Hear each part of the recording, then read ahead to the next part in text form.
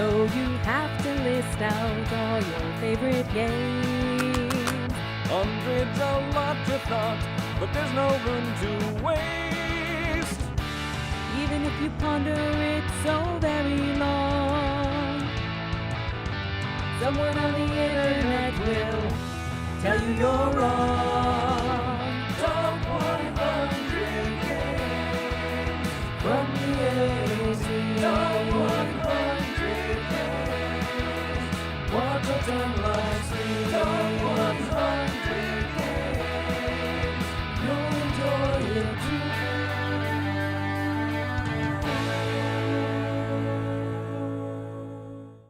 Claps.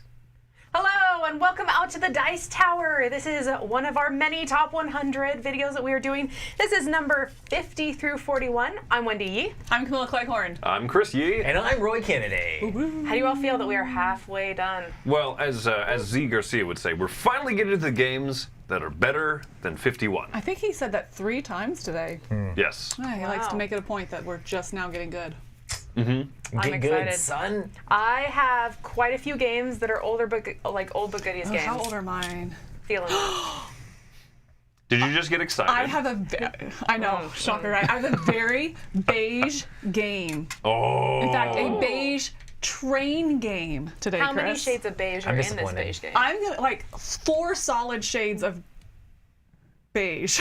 Wow. We have sand. We got sand. Taupe. We got taupe. We got Yes. burnt umber. Burnt Oh, wow. umber. Yes, and trains. sunny beach. So, there you go. I'm about to say, Little teaser. one of my games might be just as beige, but it's definitely not about I trains. have a train. Oh, this I is have a about train train. game. Roy, this is not yet any of my Ameritrash stuff. See, Ameritrash stuff is higher on the list. Soon- Or just didn't make the list at all. Soon, I suspect we shall have crossover. Soon. I don't know about anything from today. Crossovers today. I know there'll be one crossover. That's Maybe exciting. 2. I've just decided that I'm just not going to Three. cross over with you guys on anything, so it's okay. Yep. You right, you'll don't cross know. over I with might me. include the Lord of the Rings 90s trading card game. I know for a fact we you're will have hip at least 2 like a kid. crossovers. Not today, but in the top 50. In Well, general. I'm sure. I'm sure. At least 2 in the whole top 50. You Yeah, heard it. that's You heard probably- it. All right, let's start with number 50.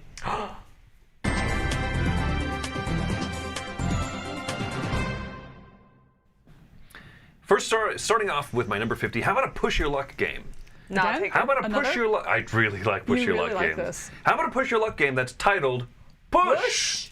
You knew it. I did. Is it giving birth? Waiting. Dice, dice, dice. I really like this game. It's mostly cards. There is one die, and it's funny because the die is the bad thing. You want to avoid the die. You're flipping over cards. You can see on the picture there that there's 3 stacks. You can add cards out to these stacks one at a time. You can choose to keep going or stop. You cannot repeat a color or number in the same stack. Once you are done flipping cards over, you'll grab a stack. The numbers on there are points, but then the next people in line in player order are going to then be able to grab one of the remaining stacks, and the third person will grab a stack. If one of them shows the card with the die symbol there, you have to roll the die, and you will lose all of the cards you have of the color that you roll.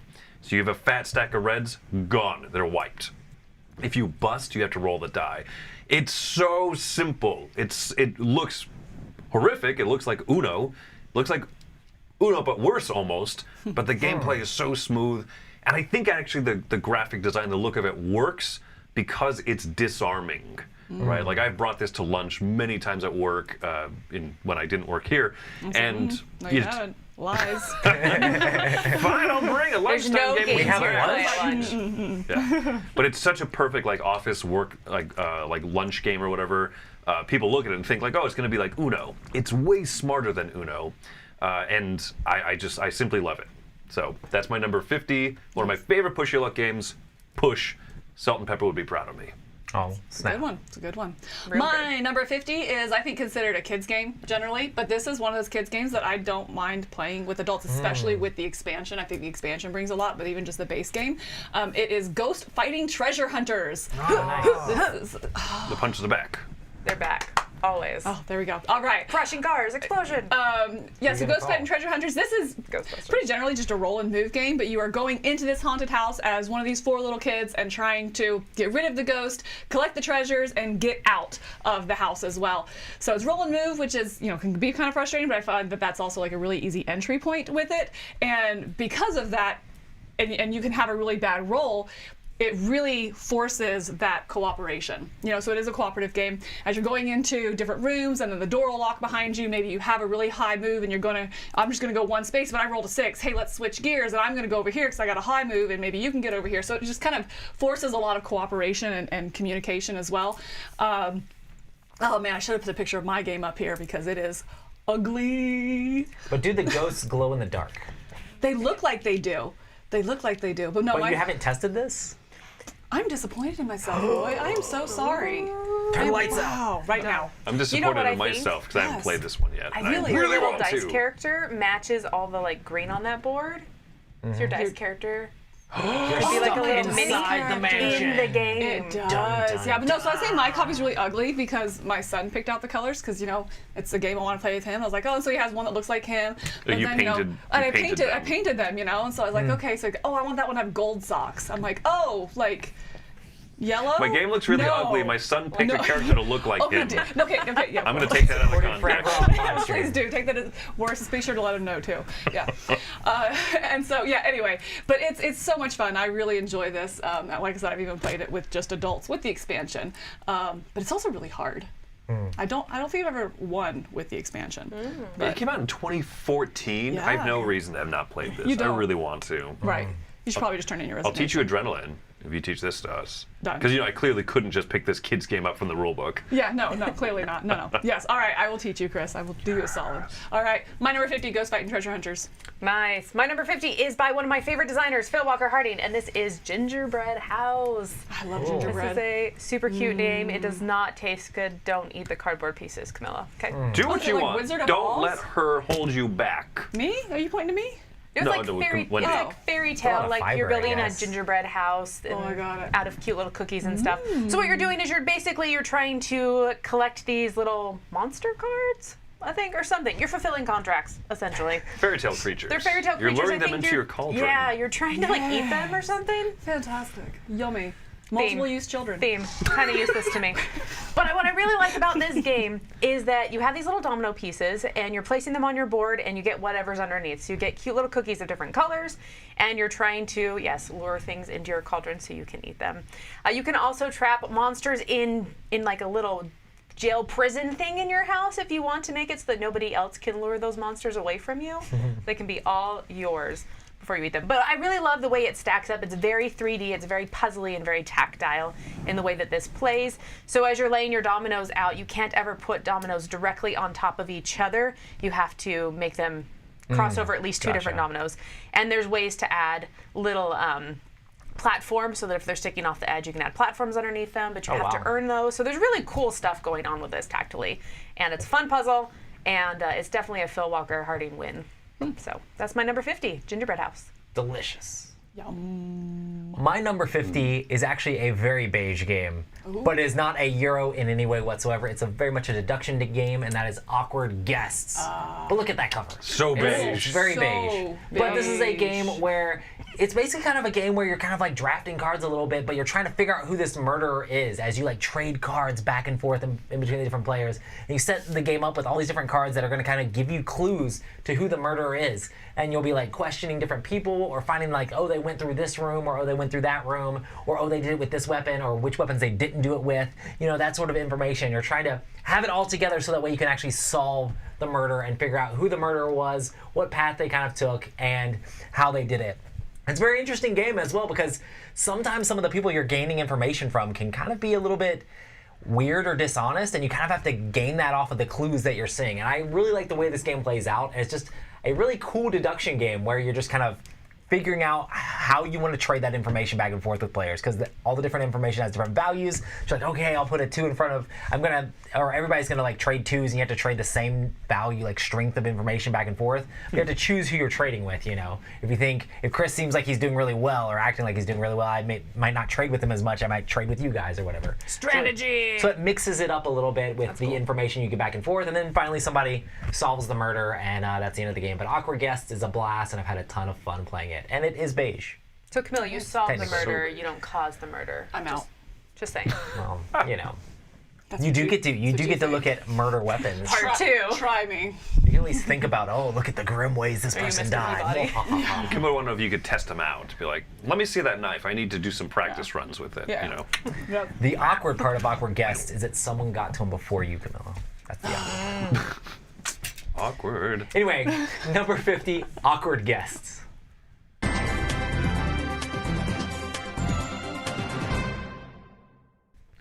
My number 49 is also a Phil Walker Harding game. What? Also Shock. involves eating lots of sweet treats. Also is not Gingerbread House. Recently, it's by Buffalo Games. It's very affordable. It's in the U.S.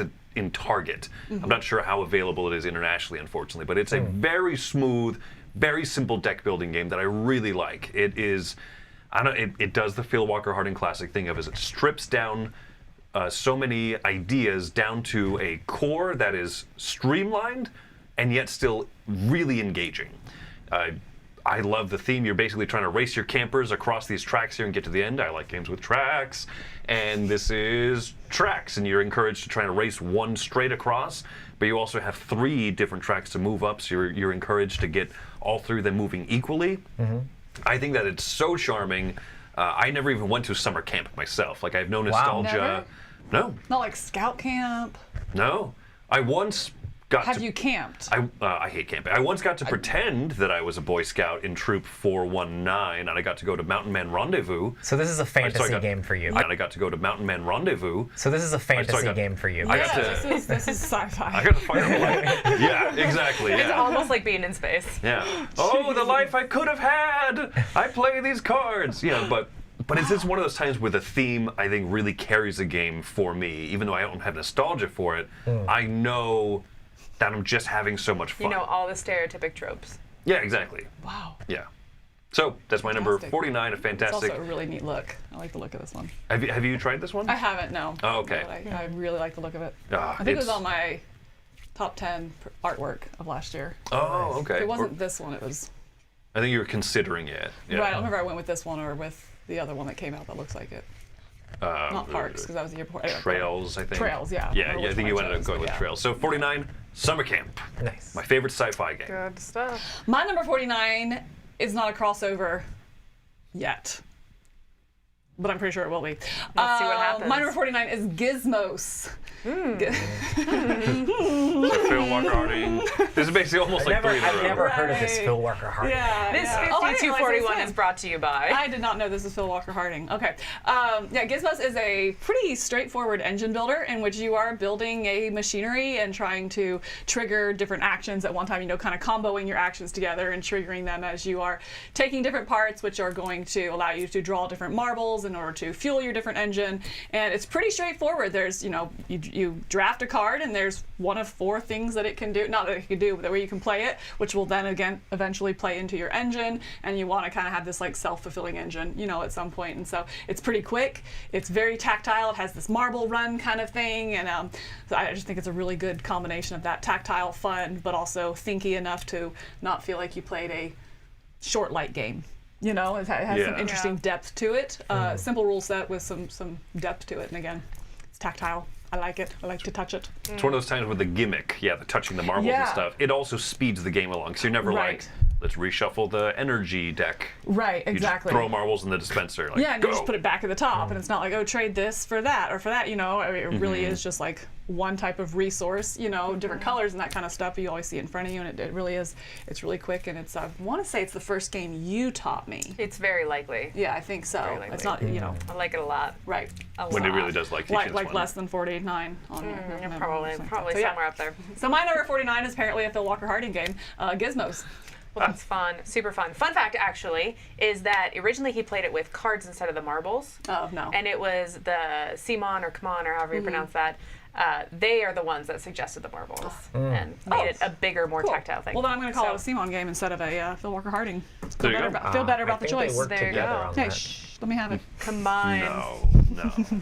I don't know. What do you know about publishing games, Roy? Oh. I don't know much about publishing though. Never been there. Okay, my number 49 is Architects of the West Kingdom. This is Shem Phillips and Sam McDonald. Sam Nailed it. First try. McDonald had a game It in was the called Architects of the Architects. West Kingdom. Thank you. Thank you for doing that with me. You Okay, got this too many is syllables there. one thing I really enjoy about these games that these gentlemen put out is that they do fun, weird stuff with worker placements. And so in this game, you put a worker out on a spot and you collect a single resource. If nobody sends that worker to jail, you put another worker on that spot. Now you have two. Ooh, you have 2 resources this time. 3, 4. It's like this weird push your luck of like, when is someone going to think that I have too many workers on this space? How many resources can I get before they send all those workers to jail? And they do that so that they can take that spot. But then also, that's how you get your workers back. So you start with like 20, and you just keep putting them on the board, and you're losing all your worker resources until someone sends them to jail, and then you get to do stuff to get them out.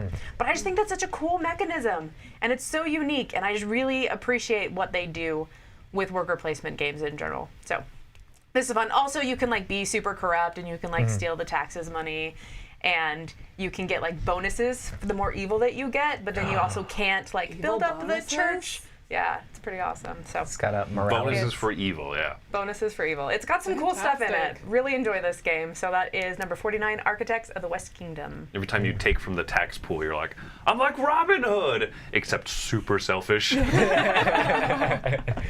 I steal from the rich. End. Full Sentence. stop. So my number 49 is a exploration game. It's a survival game called Seventh Continent. This is a game where you're going around trying to explore, finding out different things for like the different scenario that you're currently in, but the whole time you're trying to survive as well. I love the way that actions and like tests work in this game. You have this deck of cards that you're going through, and it has a bunch of like items and things that you can end up building out of it if you end up getting those cards in your hand, but also there's a number of stars that you have to kind of like make together with these cards. There's a little bit of like pressure luck of like how many cards am I going to draw from that deck to try to complete whatever task I'm currently doing.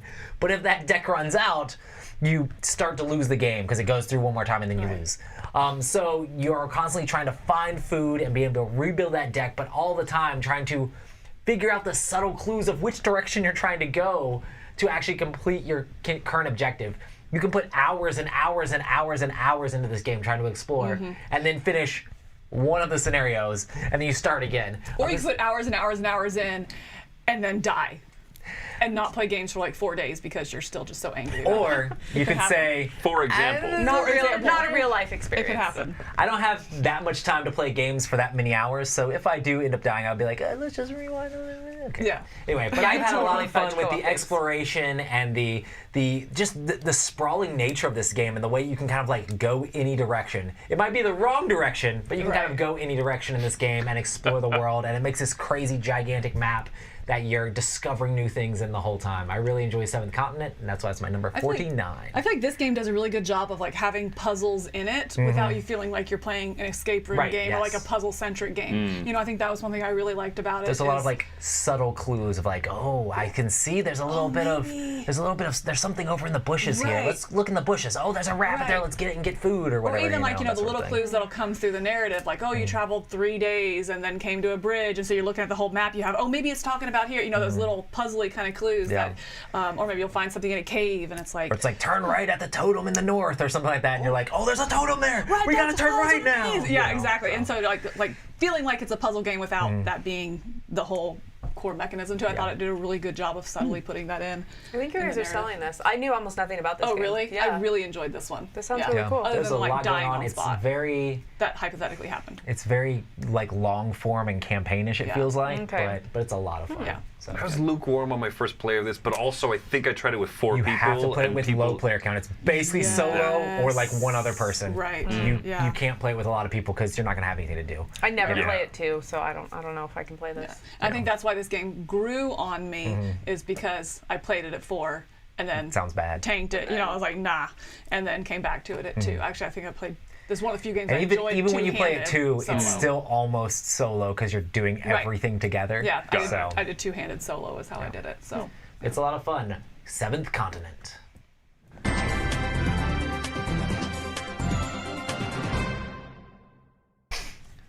All right, 48.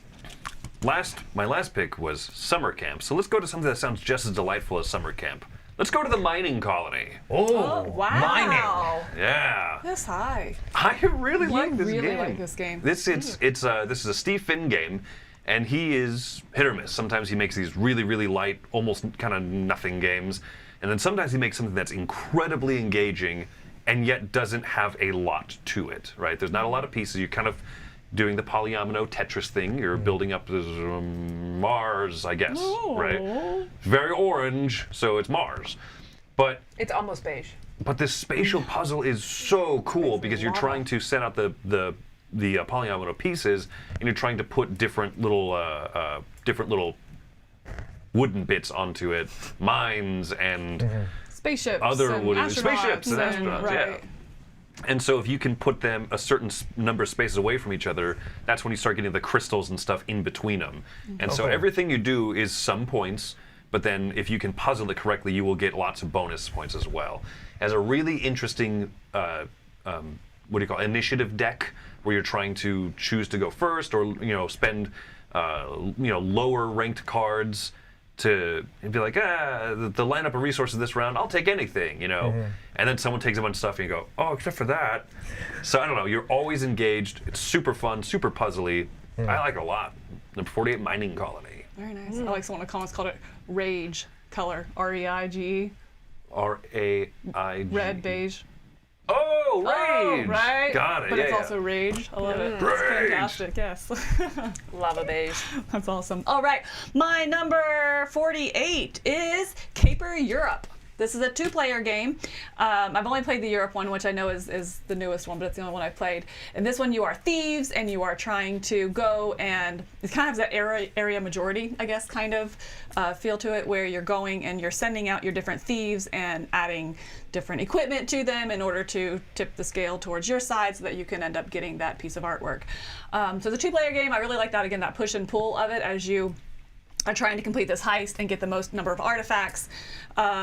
And again, trying to balance that with the weapons, and they all score a little bit differently. Like if the thief has a special color, then he'll score maybe those colors more, and so you want to attach that specific, not weapons. I keep thinking they're weapons, but they're not. It's equipment. Should be. Everything's a weapon if you Should try be a hard weapon. enough. That's right. It could be a Yeah. weapon. Hammer, multi-use. Just saying. Right. So you're trying to kind of create those combos as well with it, and I think that brings an interesting depth to this game as well. It's like, hey, am I going to go really heavy in artifacts and just try and win all the majorities, or am I going to try to actually use my thieves most efficiently in order to maximize the points there? So it has this neat push and pull, trying to get the artifacts, but other things you're balancing as well. And I just really think it's a really smooth 2-player game. Is Caper Europe. I love the Carmen Sandiego reboot look to it. Right. Yes. the world It really does. is- I think it's adorable. Awesome. My number 48 is a very cool train game. Is it beige? I don't know if it's beige. Let's see. Switch and Signal is my number 48. This is really high. This is really high. I really like this game. So I have been moving away from basic co-op games and really loving ones that have good thinkiness, good decisions, and I feel like this one is fabulous. So what you're trying to do is you're trying to get a variety of trains that are moving all to the locations that they want to. You want to pick up stuff and deliver stuff. But all that you're playing is move trains. You roll a die, move that color of train, or you're playing little signals. So you're moving tracks, like if a track is going straight through at a cross section, you're making it so now it curves at a cross section. You want to make sure that this train that's coming through curves before this other train that's coming down the same track needs to then switch it out. So it's very cool. You're just basically switching up intersections and changing lights and signaling thing. You're switching and signaling. Hey. And also there's some tracks that are just shut down. And so there's green pieces for green cards for opening up tracks completely. And then there's little black cards pieces for switching the signals. And then you have move trains. Like, it's so very basic, simple, but it's really thinky and it's really awesome. And I love it. If there are And expansion you're maps. working together to do this. That's kind of cool. Yeah, it's a that's weird interesting. co-op. I think this was my 99. It was my That's 99. right. And if there's like some expansion maps and stuff that could come out for this could really move up for me too. Wow. It's got good stuff. So that's my number. I What think are we you on? tried 48? to get me to play this with you, didn't you? Maybe. I think, Very and possible. I was super smooth in saying absolutely not. I would rather jump off a bridge, Chris. Right, I think were yes. your words. Yeah, The idea of a Techno. cooperative train game is kind of Right, intriguing. yeah, I but think I it's really don't think cool. you explained it well, because that, well done. That's what I'm Switches trying to and say. signals. That's what Okay. I'm saying. All right. Cooperative. That's my number 48. So for me, this is my space game pick for this block You only here. have one? I only had one last time. I saved them all till the end. Anyway, I'm less disappointed now. so this is my number 48 is Starship Samurai. So I really enjoy this game. And I think this is kind of like an underlooked game. I've had a blast with this game. It's a game basically where your actions, you have basically a 1, a 2, a 3, and a 4. And there's several different actions you can do, and you have to choose which number you're going to put on those different actions. If you pick the 2 on build ships, you're going to build 2 ships. If you pick 2 on draw cards, you're going to draw 2 cards. And you're going to use one of each of those. So you have to choose what you're going to do 1 of, choose what you're going to do 4 of. And you can also move stuff around, but you also have these big, gigantic samurai that can come out and have special abilities that can help crunch ships up if those sectors are full, and you're trying to basically area control the different planets, but the whole time you're also trying to influence all these different, like, space factions, and you get points for having influence on those factions as well. So being able to control the planets gives you influence over the factions, and that gives you points, and it's just a lot of fun. And I think it's a game that not a lot of people have played or looked at, and it's really fun. I mean, they see it and they're like, oh, it's just mechs and stuff like that, but it's a blast of an area control game, especially like it's really quick playing as well. So there's a lot of cool little combat going back and forth. It feels a lot like something along the lines of Blood Rage-ish sort of game, so it's a lot of fun. If there was ever an area control game that I wish I liked, it's this one, because the theme, the models, Yeah. the The look of it, minis, the have you minis and painted stuff. yours? I was looking did at paint those. Those some look of them. good, Some of them, yeah. I did it with that color shift paint, so like when you put it in the light, like they change that's the awesome. colors. Man, Yes. it looks so good. You should bring those in to show me. I didn't enjoy That it. was a There's a no. few I area haven't control got games it all done, so I'm like, I should finish it up. I only did some of them. You should do that. You should get on it. Special request. Yeah, I have all that time. All your free All your time. painting. Free moments. But yeah, I love Starship Samurai. It's a blast, and you should like it, Chris. It's a blast because it's in space. Shame.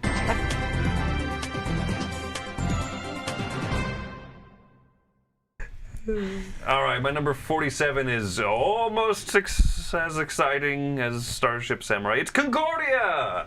I love this game. This is the first one of this chunk here that was on my list 4 years ago when I made it on top 100. It was at 32.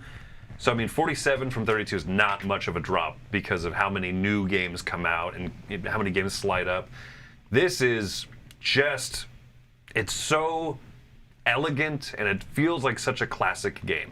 It's one of those where you play a card from your hand and you do it. When it comes back to your turn, you can either keep playing cards or pull back all the cards that you have played back into your hand. So you create a really satisfying little loop with the cards that you're playing. The cards are intrinsically tied to the victory points at the end of the game too, so you want to keep buying more of them, not just so you can have really good cycles of actions, but because you need to, because they're points. They're going to multiply what you do on the board. What you do on the board is going to dictate your income and just your control of your majority of these different areas and stuff.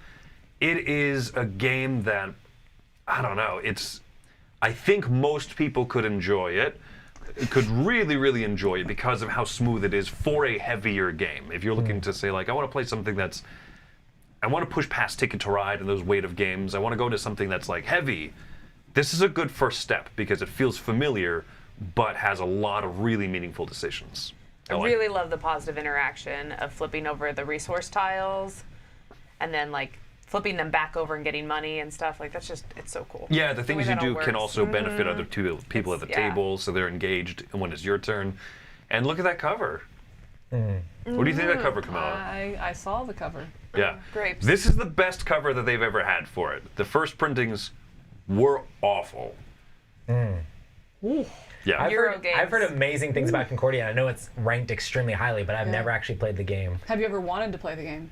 I mean, the fact that people have said a lot of good things about it made me want to play it, and Yeah. just to see the action selection in it, that's what everybody always talks about. Well, Right. you like Century Spice Road, right? Right. Like that that card selection thing is the same as this game. Isn't that basically. your game? Yeah, that's why I hear people say it a lot. They're like, "Oh, this is like Concordia," and I'm like, Yeah. "Oh, I've never played." So Sort Yeah. of, yeah. But I mean, Yeah. anyway. It's a very different game, but yeah. Yeah. That basic selection. awesome. Nice. All right, that's 47. Concordia. 47, another crossover. I did not expect so many crossovers with you, but it's really surprised. interesting. Yeah, I This think is we cool. have very, She thinks you have bad I taste. don't know what it is, but right, it's cool. but I'm And learning we bad have breath. very specific crossovers. I guess like one specific genre.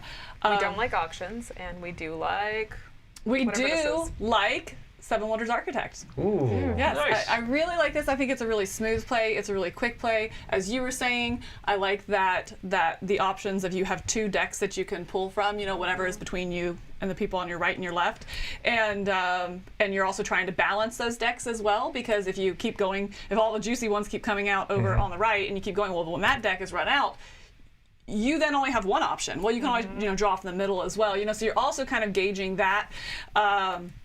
I like the little bit of I hesitate to call it asymmetry because it's so little asymmetry, but each of the different, they're not factions, but we're going to go with factions. That you're each building a pyramid, and it's a little bit different of the benefits that you'll get as you turn it over and as you build it up. And so I really like this. It's simple. You can pick it up quick, and I think that's kind of where we're crossing over is in like our lighter selections. so, I yeah. think that's where we're gonna, except for one exception today. But yeah, we will have. Anyway, so Seven Wonders Architects. Sorry. This No is spoilers. This is wildly close to being on my list. Really? Yeah, Yeah. I really like it a like lot. just so 100.5. Cool 100.5. It's like a radio station. No, I don't know. Oh. It would be close to the top Okay. though. Yeah. So Seven Wonders Architect, I really enjoyed it. It's smooth, it's simple, it's quick, but it has some interesting decision making, I think. Nice. Awesome. All right, my number 47 is another Shem Phillips game. I didn't realize I put these so close together, but this is Raiders of the North Sea. This is Shem interested in Phillips this one. by himself, and this was the first game of his that I played. And once again, it does really cool stuff with worker placement. So how this works is that you have 3 different colors of workers, but everybody shares those. And they have basically different weights and different things that they can do. And you place a worker in an empty space, you take that action, and then you pick up a worker from another space and you take that action.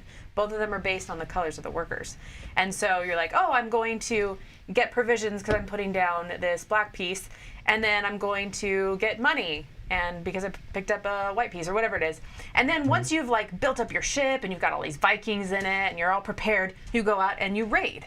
And so the place is closer to you. You don't have to go so far. They usually cost less. They're lower reward, lower cost, but it kind of gets your feet wet raiding, doing a little pillaging and killing. It's my And then first day. as you get stronger and you get more dudes in your ship and you just are able to do more and more resources, you can go out farther and you can do more battles. But it's so Euro-y in the way that like you battle. You're just like, okay, I complete this and I roll a die and oh, yep, I got enough. It's very simple. The die is not going to like make or break it for you, or at least not for me, which I appreciate because there's a lot of dice games where there's combat and stuff that is really frustrating to me. But Yeah. You it's gotta so have ways to minimal in this mitigate. game. Yeah, it's so minimal. But yeah, I love that worker placement mechanism, and I just blew my mind when I first experienced it. Definitely the game, the first one that made us like really like the Miko's artwork and just kind of I mean, so between the So art, good. the production, the company, designers, This is definitely a winner for me. So that's my number 47 is Raiders of the North Sea. My number 47 is Western Legends. This is a sandbox-style Western game where you're running around It the looks like West, sandbox. going out there. It is very sandbox. There's a lot of a lot of beige there, actually. There is, yeah. But you're going around trying to do all sorts of different ways. There's different ways to gain points in this game. You can go collect gold. You can go out there and beat up bandits. It also has like this little morality system of whether you want to be a like sheriff, like marshal type character and take out bandits, or you want to go around robbing things and have your like infamy and villainy go up on it. And you get more points if you're being bad guy, but then the sheriff is going to chase you down and beat you up, that sort of thing. Or the other players might do so. But yeah, it's a fun game. You can also like wrangle cattle and things like that. It's a blast to play, and I just really enjoy games like this that allow you to have all sorts of different ways to kind of like approach the game. It's like, oh, well, how's the best way for me to get points currently in the game? Should I go gamble and try to get more money here? Should I upgrade my weapons and then go try to blast bandits? You know, there's all sorts of different varieties of ways you can approach it. So I really enjoy games that give you that option, you know, and you run around a map and you feel like you're that character, you know. Do you think this is a game I would enjoy? You played Zaya with me, right? Yeah. So it's kind of got a little bit of that feel. It's not as like broad scoping as that sort of game, but Okay. I think as long as you don't mind too much about like, oh, I rolled a die and didn't get the amount of gold I wanted this time, maybe I'll try again just next turn and roll the die again, you know. Okay. But it's like one of those games that you have to try to be opportunistic with what's currently on the board. So, but yeah, I enjoyed it a lot, and it gives you that flair. I wish there were more games in this genre of game. Do you like Western? Western Western themes? I enjoy the theme, but it's not a theme that I like go out of my way to like chase after normally. So, and this game is just fun in the fact that it kind of brings that to life a little bit. But black holes, that's the thing that Roy gravitates towards. But if you move added along. some steampunk, Turn off the way stream. better.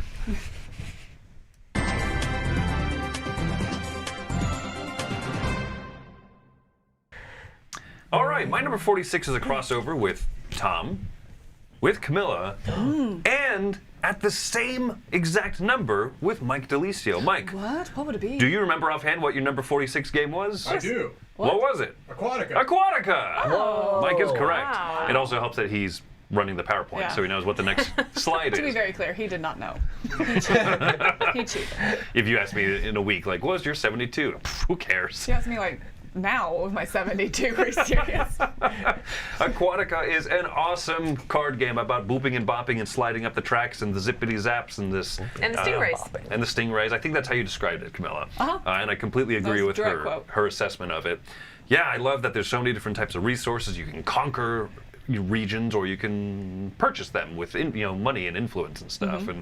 And but just sliding those cards up your little player board thing. When it was first taught to me, I thought, this sounds like a gimmick. Could be a good gimmick, maybe, but it's fantastic. It's integral to the game and the engine that you're growing. And I really like it. It does the same kind of a Concordia type thing, actually. You play the cards out until you want to reset, and you pick them back up. And so I tend to like that mechanism. First time I've been interested in Concordia. Oh, okay. Thank you for that. Yeah, no, I mean, it's absolutely. You're very welcome. You should play Concordia. It doesn't have the booping and the bopping that Aquatica Okay, does, all right. but Aquatica is great. My number 46. Nice pick. Very good. Very, very good. My number 46 is, I'm going to guess, never going to be a crossover with anybody at the office. It's my prototype. No, is that right? It's a little game called Butterfly. In Butterfly, it's another grid game where on this grid you have all these little tokens which represents different things that you're going to find in this meadow, and you have the most adorable little hedgehog. His name is Hudson, not just in my game, like in the rule book. His name is Hudson, and Hudson can only move in 3 directions: forward, right, or left, and you can move him as far as you want in that direction. And so the game continues up until you have no legal move left. Okay, no legal move left, meaning he can't move one of those 3 directions and land on a tile. and take a tile, right? So you're going through, and so one player will go and they'll move as far as they want in one of those 3 directions and collect that tile. Each tile has some different benefit, so maybe if it's and I'm totally gonna mess this up because I don't remember which one. Let's say the grasshoppers, you only score the highest grasshopper you get, and another one you're gonna score the lowest one you get, and another one, the flowers are multiple, so they exponentially get. The more you have of them, they're going to get more valuable, stuff like that. So you're kind of have these different strategies of how you're going to, again, maximize those points, but also if I move him here and I get this, which is really going to help me, but what am I setting up the next player to get? Because then Hudson's right next to this really juicy one and they're going for the grasshoppers. And avoid the bees. Something like that. Right. And so, right, because Wait, have you played this? No, I just looked at the board. It Oh had my gosh. negative points on all I the was Bs. so proud of you. I wouldn't play this. Come on. Iconography for the win. Yes, you know this game. So I really enjoy this. I think it's thinky enough, again, quick enough, cute enough. You actually might like this. Again, this might be one of those light, kind of quick crossovers. This sounds Quick really spitter good. games? Is that what you're saying? Yeah, quick, yeah. So my number 46 is Butterfly. I think it is a grossly underrepresented game. Oh, nice. Disgustingly. Yes, Yeah. absolutely. Vomit-inducingly underrated. Underrated, yes. Yeah. Yes. I'd like to absolutely. try it. I really would. Okay, I'll think about it. Okay, she's considering Very it. cool. Very cool. My number 46 is Rajas of the Ganges.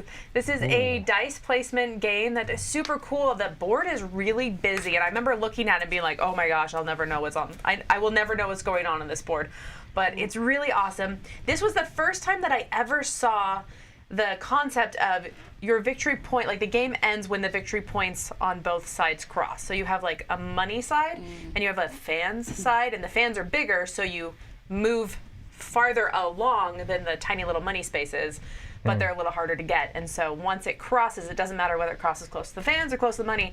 That's what triggers the end game, and then the person that is like the farthest crossed wins.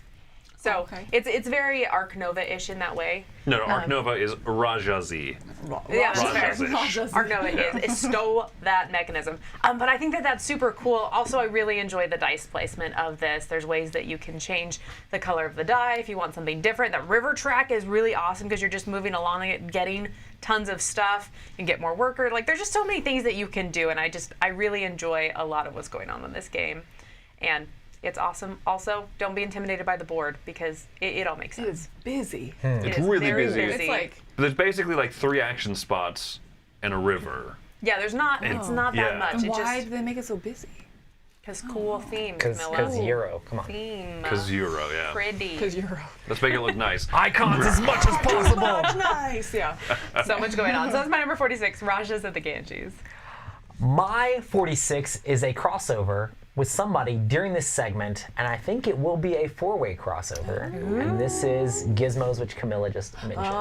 Gizmos is a blast to play. I love the engine building in this game. I love being able to grab those little marbles and try to build out the cool different things to convert marbles and be able to let you pick again. And as this game progresses, it's just so satisfying to have those turns where it's like, and I build this, which allows me to pick, and then I lifted one for the top, and then I get to do this, and I converted this into that, and just being able to do all of those things back to back is just a blast. And I've really enjoyed playing this game and figuring out ways to make that engine really efficient. I've taught this game to a whole bunch of different people, and it's been really fun. This is one of my go-tos, like at conventions, to be like, oh, have you played Gizmos yet? I'll bring Gizmos out and play with people. Have you played this yet? Do you have 30 minutes? Fantastic. It's fun. Yeah. It's really easy to teach, and it's really easy to hit the table, and it's just very tactile, like you said, like just getting those marbles and throwing them back in the top and like seeing them come out and being like, oh, I want to grab that one, it's just really fun. Yeah. I think part of the reason I like it is because it's easy to teach wrong. If people are not like, they're like, oh, let me explain to you. And you're like, hold on, it is really simple, but Yeah. you can kind of get caught up in the weeds. Yeah, So, you just I teach like the introducing actions and then kind of show them how the iconography works on the cards a little bit. And it's like, well, these how are they really good interact. because you can Yeah. pick this, and then if you can pick, and then you can do that, and you build that, then you can pick again. There's That really definitely cool would not things. confuse somebody. I've had great success teaching this Yeah. game, and it's been a ton of fun. So my 46 Gizmos.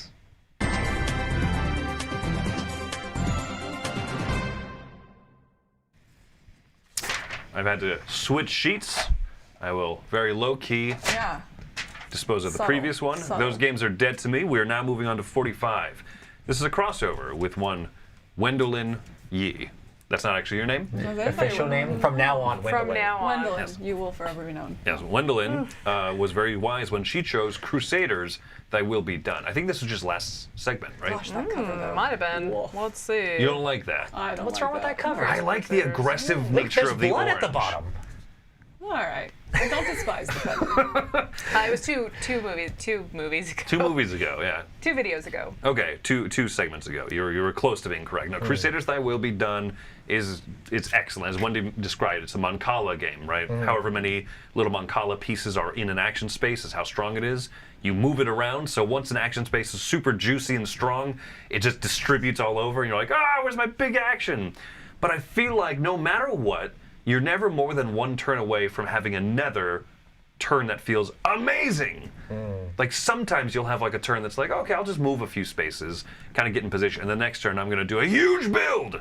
You can also upgrade those action wedges on your board so that you can attack someone who's already there and then build in their spot in the same turn. You can move and attack in the same turn. There's so much that this game does right, and like I said, plays in almost every time I've ever played it, 2, 3, 4 players, like 45 minutes. Oh, nice. It fits so much in such a short time. I absolutely love it. Tasty Minstrel was the original publisher, and so now Renegade is picking it up, Oh, wow. and they're also going to publish an expansion that I'm very interested in. I feel like I should play this. It looks good, honestly. And I think the theme works for it, Yeah, right? it's area control, right? So it's gonna Kind of, yeah. area majority or area control. Not really. I mean, Or just building buildings. You're moving around the map to be able to have more spaces to build out buildings. Okay, but, cool. But as get Wendy said points. before, right, the buildings you build out also strengthen your actions. Like everything makes you better, and it feels incredible. So, Hey, nice. Chris, say, I want to play Crusaders. I want to play Crusaders. Thy will be done. Good job, Wendelin. We're a package deal. Got to deal with us. My number 45 is, I think, quite possibly my last roll and write. It is like, Are you sure? This is in the top 50. what? I know, yes. We did it just to spite you. We I actually did. I rearranged actually our rearranged numbers. it. Yeah, I Last night. slipped Mike a Goodness. 20 and he redid the Well, slideshow. you've been doing that the whole time, right, Mike? Yeah, my number 45 is probably, it's like, I think my first roll and write that I played as well, and it is Welcome to. I love this game, and that's why I asked you, like, which is your favorite map, you know, because I really enjoy the different variability that can come with it. But it is just very thinky, yet smooth and quick. And I really like roll and writes where it's like everybody has the same information that they're dealing with and just who does it the best. You know what I mean? And I think what I really like about Welcome to is it's a game that, yes, it's a roll and write, and it has that randomness of, you know, what cards come out and how you combo, and you've set yourself up well or not, who knows, you know, but you can actually get better at this game. You know, it is a skill to be good at this game, I think, you know, and so I can definitely like look back over my scores and like, wow, I've definitely gotten better, and but yet it's still really quick, really easy, really simple to get into. It's one of my go-tos. I play a lot of roll and writes, like last thing before bed, you know, sitting in bed, and this is probably one that I've taken on trips with me, and you can play it, you know, in a hotel room, and it's really good. I know it's the original. I haven't played the Las Vegas one. I have played the Moon one, but this Welcome to, with the different not maps, I guess, the different themes, I always go to. I love the Christmas one. How often do you name your city? Oh, every time. Every Do you time? name it like dorky different Like things? something- Oh, absolutely. Yes, I love it. absolutely. Something stupid every single time. Welcome to Like Murder there's Town. So much Yeah. pressure. Yeah, Murder Town. To name it right. Blood. To be funny. Yeah. Last time Welcome to was mentioned, someone asked. I personally don't like the Vegas one that much. That's what I've I think heard. it adds complexity without making it any more fun, so I prefer Okay. the basic one. But the Moon one is really interesting because every map changes. And I need to play that one. Like, I mean, we've talked need to give that one talked it to another death. try. You know, that first play was not good. It was weird. And so I think I need to play more into it in order to get that Welcome to feel. But it was my first play was rather sloppy of that one. So I need to. But yeah, I love Welcome to, and I love the different maps, and I get so excited for a new season because it's like I hold myself accountable. It's like I'm not playing Christmas until Christmas season. So I just like get excited. Each different one. It's like it's time. I can do Halloween. You know, I get really excited about it, and it's, you know. It's Halloween! Numbers! I can do it! Yeah, right. So it's a lot of fun. So yeah, my number 45. Welcome to. That's awesome. Oh, I moved my list because I was looking at previous stuff. My number 45 is Clans of Caledonia. I think I Whoa. referenced this a while ago. Did you? It was you on my introduce list. It was on yours. That's what it was. Yeah, I really like this economic game. So you're pulling pieces off your board, and those reveal stuff, and then you get, you know, more income and whatever. And I really enjoy that idea of, like, as I put stuff out on the map, I get more. It's great. It's wonderful. But also the supply and demand, that's what I want. The supply and demand board, that as I sell things, I can sell them at a higher price, but then it tanks the price. So if I sell, you know, a bunch of my, what do you call those? Yarn, or like balls of yarn or something like that, my wool, before Chris does, I get all this money, and then Chris can now buy them for cheap. Unless he was trying to sell them, then it's great. Then it's So I really enjoy that. I love the way that you move around on the map. There's lots of different possibilities there, and there's just really cool thinky stuff. It's a lot. It's a good game. That's all I'm saying. It's a really good game. Yeah, it's my number 45. Clans of Caledonia. I gotta agree with you. I got to. You got to. I gotta It was do on it. your list. It's now mandatory. Nice. My 45 is a big, giant, epic game that some people would even call essential. Like Mike would call it that. So it's a big epic, not a tiny epic. I just It want is to a clarify. gigantic epic. This is Cthulhu Wars. This is a big game that basically it's like another big area control game, but you're all playing different elder gods, like cosmic horror sort of things, and you're trying to build up the different areas and basically complete different objectives on your board to unlock special powers with your god. So it's all about trying to figure out how to utilize your action points. This has a very similar like action point system to the Rage system in Blood Rage, where you're actually like using those points to be able to put different units out and be able to move your guys around, but then you can also trigger combats and then have combats fighting off against different things. The gods all feel very different. There's tons and tons and tons of different expansions for this game, which add all sorts of different gods and different craziness and different things that you can have in your giant game of Cthulhu Wars. And this has some of the biggest miniatures in like any board game. You know, they're huge. I remember when like I looked at this and I thought, okay, board games can't get any more extravagant than that. Yeah. And now welcome to Kickstarter in 2022. Yeah, it's huge. It's gigantic, but it's a lot of fun to play, and it looks way more complex than it is. It really isn't that complex of a game. It's mostly just taking actions using action points to be able to put stuff out on the board and try to figure out how to maneuver your characters in the correct way to unlock those powers. But it's a lot of fun. I really enjoy Cthulhu Wars, and that's why it's all the way up at my number 45. Essential.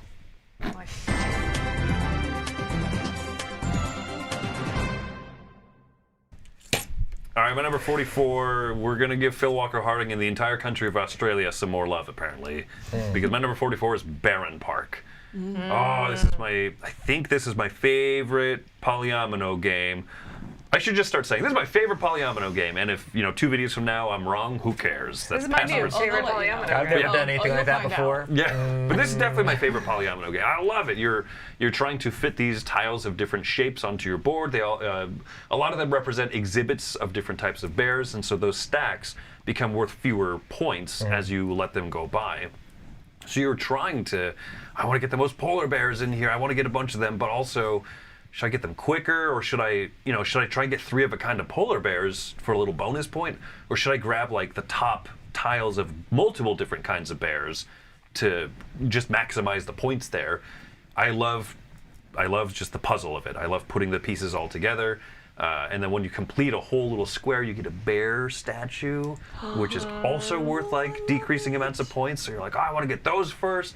It's like 5 different things you're racing for, all in a polyomino game that's very adorable. The polar bears have penguins in the exhibit, and so really this should be higher on my list for the penguins alone. But my number 44, Baron Park. It's a game I love. Love, love, love. Absolutely love it, yeah. Yeah, awesome. My number 44 is another small game. It is Herbaceous. Herbaceous. It is, right? Yes, make sure I was on the right one. In Herbaceous, you have, on your turn, you're going to draw a card and put a card in a communal pile. And you're trying to do a set collection of collecting different herbs in order to put them in your pots and harvest them and get points. I think that what this one does is brings a really interesting, is not quite push your luck, I guess, kind of mechanism, where it's like you have that choice. You draw a card and you see it's like, okay, I want this one, but I really want this other card, so I'd put this in communal, which I know they're going for, and hope that I get the one I really want, or do I just go ahead and take this because it's a safe bet and I'm not putting the communal, so it has kind of that cascading decision making, I guess. It's kind of, it's like you're not just thinking about you, but what other people are doing, as well as how can you maximize the points without pushing too far and giving more away and end up with something that's not worth very much at all because you push too far. So it's not push your luck and like you bust necessarily, but it is kind of that decision making, the same decision making space in it. I find it this is one of my really relaxing ones that I enjoy. That it's just fun every time I play. It's relaxing, gives you that good decision making space, while still being light and quick and very, very limited decisions you're doing, but a lot of depth to those decisions and kind of that cascading effect, perhaps. So, my number 44, Herbaceous. You and your plant games. I know. It's a Steve Finn game. So Steve Finn has Dr. Finn games, and also I think when he works with his group, it's Pencil First or something like that. So, Okay. So he makes a lot of good. He does a lot of. That's the mining, same thing as Mining Colony, same guy. Yeah. Oh, nice. Right. Awesome. Yeah. Awesome. My number 44 is a game that I feel like is kind of underrated, and this is Reef. It looks like a kid's game. It's got these cute, chunky pieces that you're stacking up. Like it looks like you're gonna play Duplos with your child, but it's not. And this is what I really enjoy about the game. So you can take cards from the lineup. And what every card does is it places pieces on your board. You can choose. It tells you what colors, and you can choose where to put them. And then at the bottom, it has some sort of scoring effect. And that scoring effect usually has nothing to do with the pieces that you're placing. They're pieces that you've placed before. And so what I love about it is I love that you can have like 3 cards in your hand, and you're trying to plan out this perfect order of, okay, I can put down 2 purple pieces, which will give me 2 4-level towers with purple on top. But I'm not going to score that for another 2 cards, so I've got to leave that there while I plan for my next card, which is going to be 2 oranges, and I'm going to, I get to score that twice, and now I get 8 points. Like, there's just so much about, like, kind of, I don't know, I feel like I'm flying by the seat of my pants as I'm, like, strategizing in this game, and there's something about it that I love so much. It's great. I agree with you. I think it's super underrated. I really enjoyed this game. I think it's a lot of fun. It's Emerson Matsuchi, super clean design. It's very easy very to teach. clean. I love it. Absolutely love it. So that's my number 44 is Reef. Both this and Gizmos, Wendy always demolishes me. This one's fun because like it's really cool when like a scoring card comes up that's something that you have something similar to, and then you see another scoring card, you're like, I did that one too. Yeah, Just the I excitement know. of being able to combo those things together and build your reef out the way you want to be able to get the points is a lot of fun. It's so a really much good fun. pick.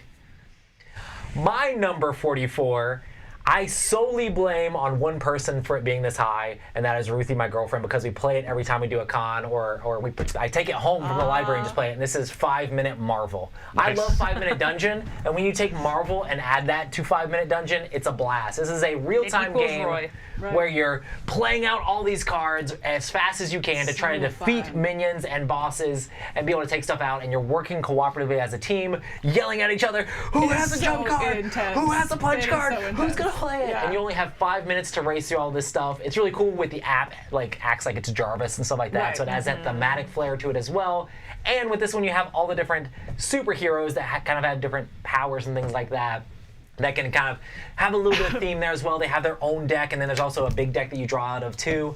I've had a blast playing 5-Minute Marvel. It's a really quick playing game, and it's one of those games that you can't play just once, you know. Right. You play through, then you play it again. It's like, harder boss, let's see if we can do it. Let's see if we can beat Thanos this time. It's really exciting and a blast to play. Yeah, I So. think I taught Ruthie this one and at a convention, and Yeah. we played it 3 times. Yeah. And it was like, we played it once, and then she's like, oh, I want to play it again. Played it again. She's like, I want to play it again so we can record it. And so then she recorded it and did this Yeah. like fast playthrough, and And- it was like 3 or 4 times in a And row I think we ended played up it. playing it several more times during the same During that Dice Tower convention. retreat. Yeah, it and was then the we on the retreat. cruise we played a bunch of times. And then we also So I think good. we Yeah, the kids taught play it to it at some Zatanna point. as well. Yeah. It was like, Yeah. let's teach it to the Play it. kids. It's so good. So, it's what- so good. When I was a little bit older, because I think that you kind of like modify the rules a little bit for Yeah, a yeah. kid. You Oh, know, so when absolutely. as she gets older, that's Yeah. one I'm looking forward to playing. I definitely either, don't use as big of a deck that Yeah, you have to you go just through make it a little as bit many easier, you minions, play an easier or I don't boss. play with the timer, something like that to modify it, which is kind of cool because it can be so easily can be. modified Yeah. because it's such a simple game. Yeah. Yeah, for sure. But yeah, It's really cool. Good choice. Very good 5-Minute choice. Marvel, my number 44.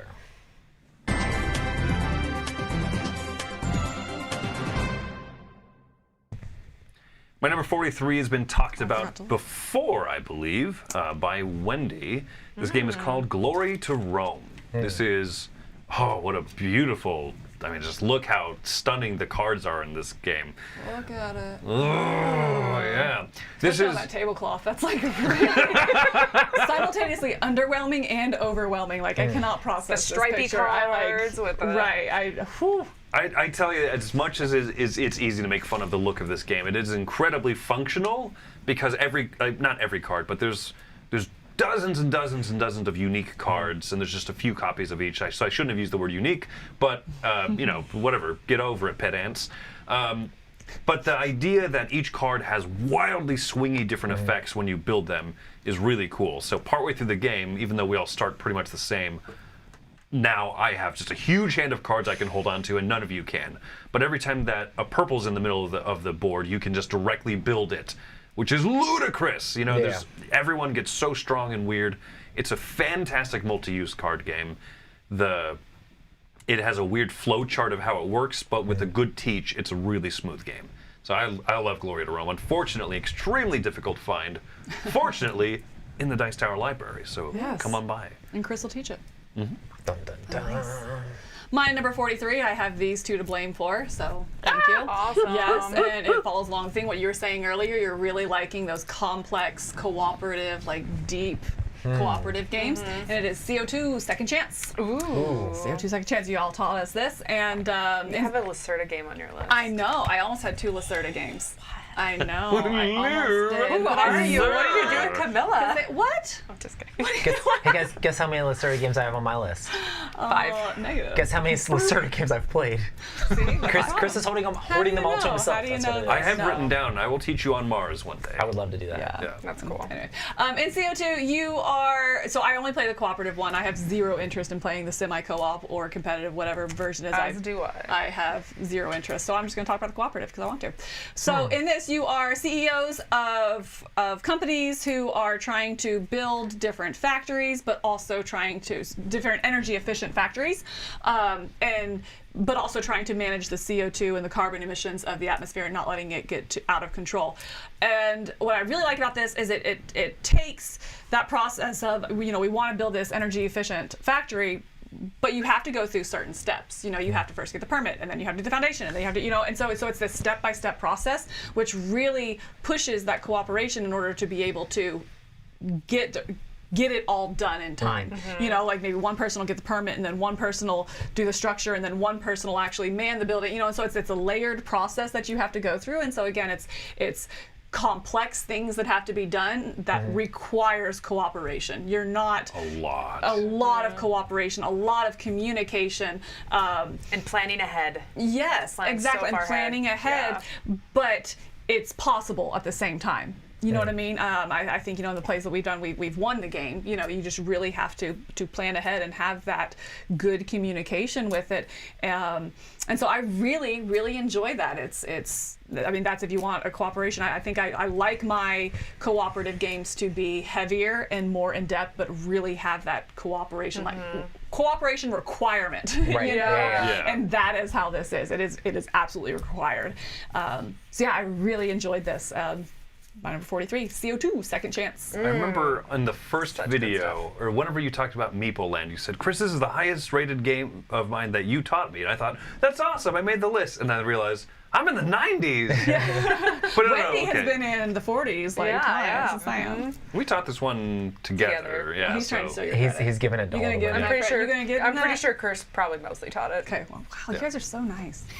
Yeah. I'm in the 40s, baby. We're really good at cooperating. Okay. Yeah, well, We're a team. No, I'm done. Package deal. 43, CO2. Life is heavy cooperation. Thank you very much. Okay, number 43 is Seven Wonders. This is a good old Ooh. game. This was like the 4th gamer game that I think I played. So like I Oh, did wow. Catan, Munchkin. They were both okay. Really got in Dominion, and then we ran out of Dominion expansions for Chris's mom to buy for like birthdays and holidays and all the such. And so this was what happened: is we got Seven Wonders, nice. and the rulebook was thick and it was difficult and whatever. But we figured it out as new gamers, and mostly watching, I think, Rodney, right?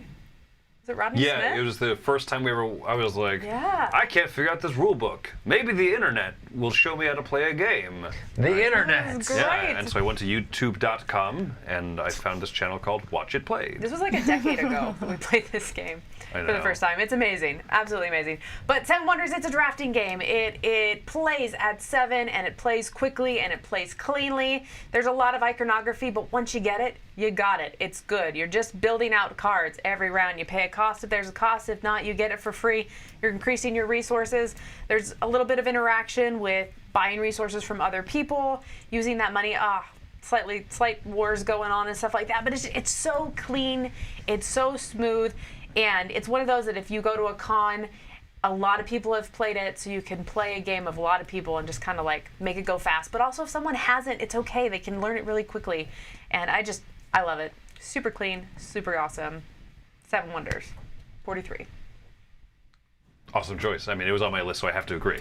I like Seven Wonders. It's fun. Cooperate with me with your Good agreement. drafting. But next Good drafting. crossover with me, I'm calling it out. Terrible pick. Get it off the list. I went with the dual version. Yeah.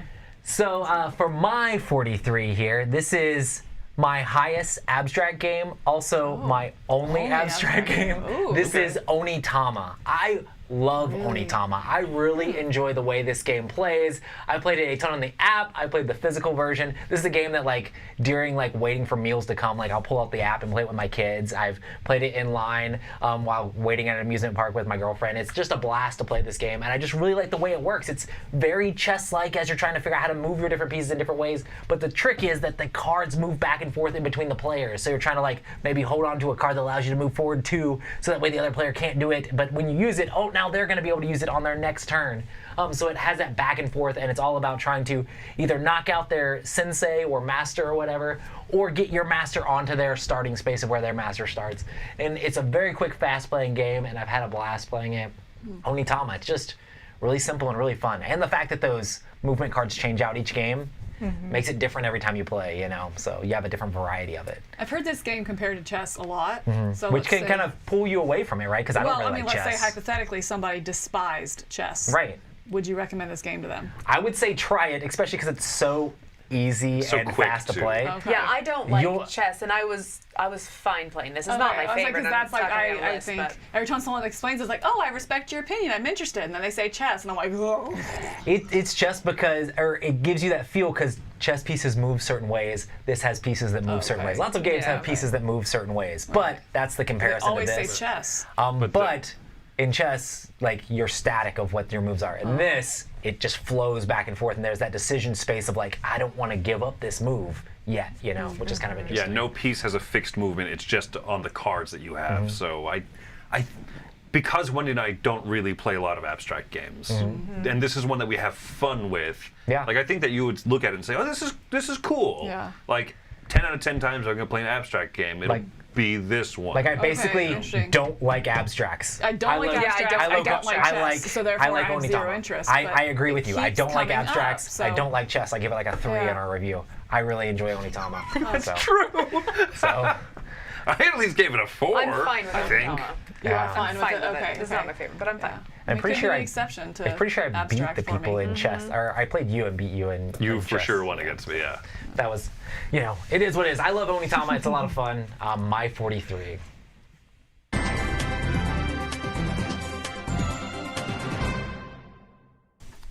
My number 42 is beige. It's so beige. But by the end of this year, or sometime next year, it won't be so beige because it's getting a deluxe reprint. A Holy facelift. smokes, extremely Facelift. deluxe. Its hair's getting dyed red. Quite deluxe. Like obscenely deluxe. Obscenely deluxe. They took it all the beige, for better or for worse. My number 42 is a game called La Granja. La Granja is, I mean, I've already said many times here that I really love multi-use cards. And this is a mix of dice drafting with multi-use cards. So you get fantastic abilities if you tuck them under the bottom of your player board. Or that same card that's really great as an ability, you can tuck into the top and it's a contract to fulfill, or you can tuck it on the left and it increases your farm and gives you more resources at the start of every turn. Or you can tuck it on the right and it gives you the special abilities. You can deliver and fulfill more contracts with it. I love that. I love dice drafting. I love the little bit of area control in the middle of the board. This is one of those games that is mechanism stew, right? It's just a lot of things kind of put together, but it's the right mix. It's the right concoction. That recipe can go wrong, but when it comes out right, it's so good. And this is one of those examples. And so this is, It's like gumbo. yeah, it's like a gumbo as opposed Good to gumbo, because a bad gumbo is not good. exactly. This is good gumbo. La Granja, good gumbo. But Also more butter. more butter, more butter, more better. When are you cooking gumbo for us, Camilla? I haven't made gumbo in a while. Yeah, anyway, It's sorry. been a minute. But yeah, I'm looking forward to the new reprint, the new artwork, and the new like overhaul because it looks like it should be really nice. I hope it's just as usable because that's yeah. the thing about like ugly games like this is usually they're function over form. Yes, so I hope it stays that way. You taught this to me on Board Game Arena, so I haven't played like a physical copy of it, and I think that I liked the mechanisms, but a physical copy I think would win me over for this. So I should probably try it in real life. Did y'all play together on Board Game Arena when you lived together? Yeah. Yeah, well, when we Not didn't when you own live the together. game. I mean, didn't like, have- you always live together. Like, They couldn't stand. They Yeah. couldn't stand being in the same room, so they just went in opposite they're rooms and played fighting, so games they just go together. to different No, but rooms. there were games that we play a game didn't together. have. Yeah, there are games we didn't own, and we weren't going to our board game cafe, Okay. during all the right, lockdowns. So okay, we're like, all right, that's fair. oh, okay, this'll work. That's all. Interesting. Okay. My number 42. Judgment. Huh? Oh, absolutely. Yeah. Oh, was I too subtle? My number 42 is, I believe, a crossover with Mike. He'll holler at me if not. Yes. Oh yeah. It is. Merchant's Cove. I love Merchant's Cove. How high was this on your list? Do you remember, Mike? Very high. You don't know the exact number? Like, it's in the top 5. top A true five? disappointment, you are. All right. Number 42 is Merchant's Cove. It has the Micho art, so I'm like right there, 50% already. But what I really love about Merchant's Cove is there's something for everyone in this game. Because you have your different players and they all play differently. And there are some that are a little more complex, but I don't think any of them are like Spirit Island brain burners. You know what I mean? I No. think a general player could play most of the individuals, the individual merchants. So in this, you are a merchant and you are trying to create goods, both large and small. Most characters are large and small, but there's a couple exceptions to that. But you're trying to create these in order to, as people are coming in off the ships, in order to sell your goods to them, and you're also filling those ships at the same time. So I really like that element of as you draw the meeples out and you're assigning them in a boat that's going to come in, and so you want to try, it's a red, and I have a lot of red small items, so I want to put the red over here so I can have the most reds in order to sell the goods. So you have kind of this balance as well between what your individual character can do, which is very different than everyone else's character, but then you also have this communal board which you are working opposingly together on, together. like you're opposing and maybe you have something, but you see they're going for something big, and so hey, if I go for a red big as well, we'll both kind of be putting it in here, so you're trying to tag along with others' decisions but also do it better than them, and I think that creates an interesting dynamic. So I really enjoyed Merchant's Cove. I think that balance of the two parts to the game, your individual part but also the communal part on the main board, is really, really well done in this. So I very much enjoy Merchant's Cove. Nice. Thanks, Sean, for the super chat. Ooh, thanks. Appreciate that. Yeah. All right, my number. Loves your nature and murder picks. Yes. Oh, that was for specifically. me. I missed it. I was too excited about Merchant's Cove. Fantastic. Good stuff. Nature and murder. Yeah. They go hand in hand. They do. Nature Actually, circle is of life. murder. Pretty much it's just circle gotta of life. bury Right. someone Nature is somewhere. murder. Yes. It's just serene murder. I naturally murdered you. With a piece Died of of grass. natural causes. Well, All I'm right. gonna step out. I'll see you next week. I'll My step out, number see what happens. 42 is a crossover with Chris. This is Ground Floor. This is a really cool economic game. I like it. I like it a lot. In this game, you've got a bunch of different action. They're almost, I don't know how you explain it, but it's almost kind of like mini games. Like you're working to auction off certain goods that you're trying to sell, but then other goods you're pricing and you're trying to outprice other people. You're also trying to work with your popularity, and you get money if other people bump you out, but you don't get other stuff. There's just so much going on in this game that's really cool. And the skyscrapers are awesome. And I know Chris explained most of this stuff already, but it's really such a great game. Good, solid stuff. I don't know what else I can add. I made a promise that I was going to disagree with your next crossover, so what a foolish pick. Off your list. I like it less now. No, this is a game, and it's one of those that had to grow on me a little bit, but when it did and it finally clicked, I was like, oh, this clicked. I really enjoy this. So Ground Floor is my number 42. Nice. That's awesome. My number 42 is the answer to everything, and that is Century Golem Edition. I don't know. But Answer to everything. Yeah, Are we I was- hitchhiking across the Life galaxy that's now? universe. I was trying to be a man. dork. But I You are a really dork. enjoy You're not You trying. failed, you dork. I really enjoy Century Spice Road and Golem Edition. I just like this version better because it's pretty, even though my Spice version, I made little resin cubes that have spices inside of them. What? Yeah, they're really cool. So like you can shake them and those, see the bring those little. also. I'm just gonna make you list? I'm arts and craftsy. Fetch. Anyway. But yeah, I really enjoy Century. Just the fact of like gaining these different resources or different crystals and then upgrading those as the game goes along to be able to control these different golems and being able to just the combos that you have in this game. And like you said, with the same sort of action system of where you have those cards in hand, that you play them out and then you refresh and they come back into your hand, and trying to figure out the right timing of all that stuff and trying to figure out how you can gain the golems that are going to give you the most points and kind of like maximize that.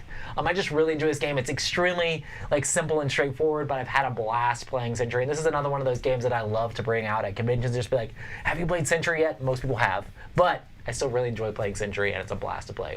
Well, as the years go by, fewer people will have too, you know? Right, yeah. And so it's worth still playing, absolutely. Yeah, and it's a great game. It's like you had another Emerson game with Wreath. This is the one that I really like as far as his Euro style stuff goes. So Century's a blast. So, and I just played Vanilla Century, so it's good. Ooh, vanilla. So. Man,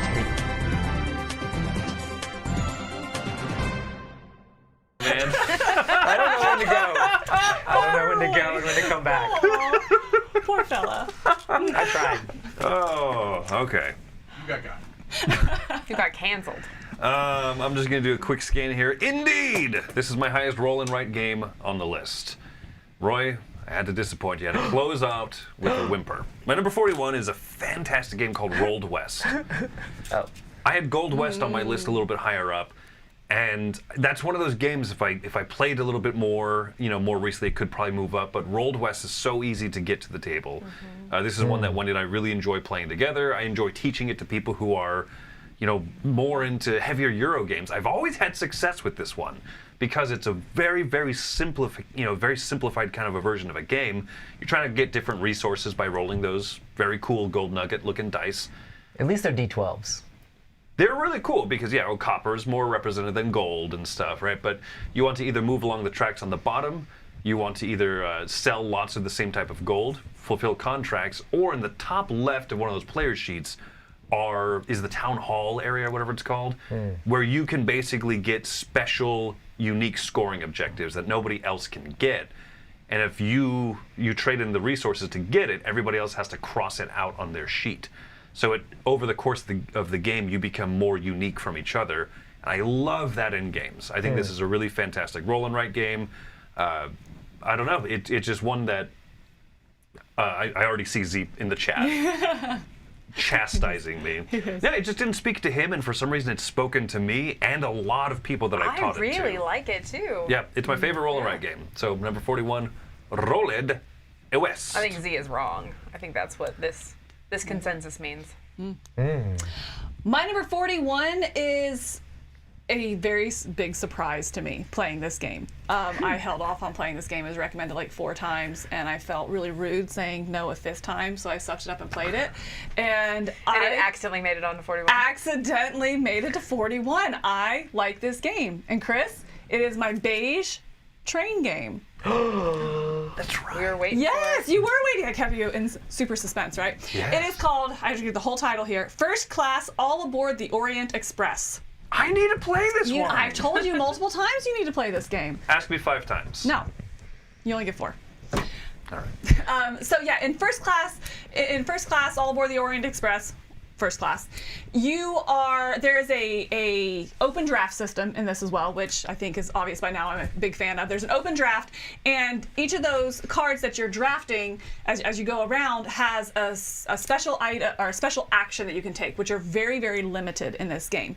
And you have your own train and your train line, and so you're either extending your train line to be able to combo together different abilities and get more resources and more actions and stuff like that, or you're actually building out your train car, building it, upgrading it, attracting certain guests, things like that. And so you have this great combo system as you're managing both the line and the actual train, but also the drafting system of, it's random what comes out. And again, that like knowing your neighbors and pushing your luck. Like, I really want both of these, balance of which one do I really want? Will it be there? Will it not? Do I take the one I really, really want, but leave this one that's probably long-term goal versus short-term goal? And so just a really interesting, that draft draft with the 2 different boards, or the 2 different areas of managing your train and upgrading your train, it gives a lot of different paths to victory that you're trying to do all, but do I try to go heavy in one thing, or do I balance and do a little bit of everything? I just think, again, that decision space is really good in this one, which overcomes both the train aspect and overcomes the beige,